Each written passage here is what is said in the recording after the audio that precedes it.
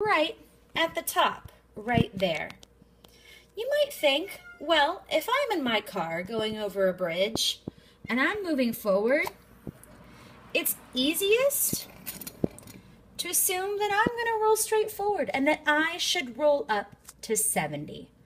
Now, who decided that 65 is closer to 70? That happened a long time ago, and I can't tell you exactly why. But you might think of it as, you know what?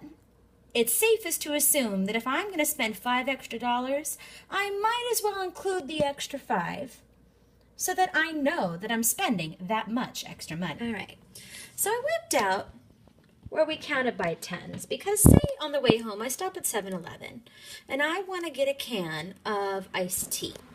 That can of iced tea costs 95 cents. That's about halfway between 90 and 100. 95 rounded to the nearest 10 is going to be 100. Because remember how we said that 100 is a group of 10? It would round to 100.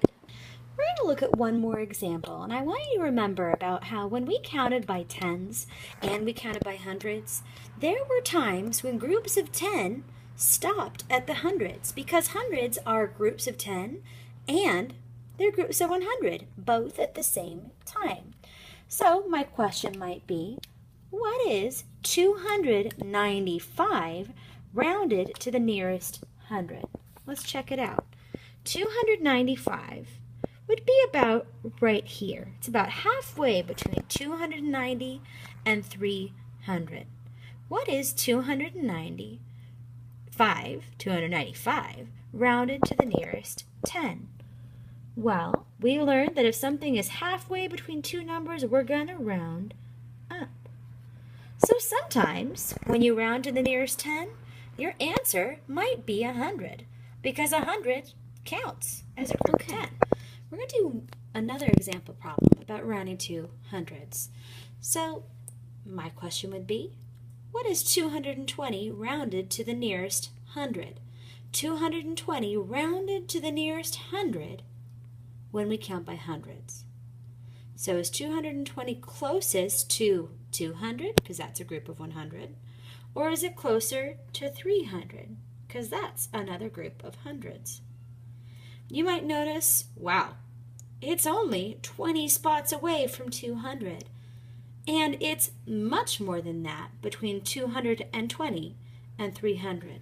So we would say that 220 rounded to the nearest 100 is 200. All right, guys. I think that our review and our work on rounding is about done. I'm going to include some extra videos that I want you to watch because I always want you to get multiple perspectives. I want you to be able to listen to other teachers, not just me, because lots of teachers work together to help you learn. I'm just reviewing this number line, and as you work on rounding, I want you to think of where is the nearest group of 10 and where is the nearest group of 100.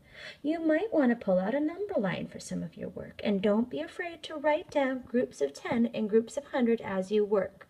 And of course, if you absolutely need my help, feel free to raise your hand. Good job, guys. I'm proud of you. Bonus gym content.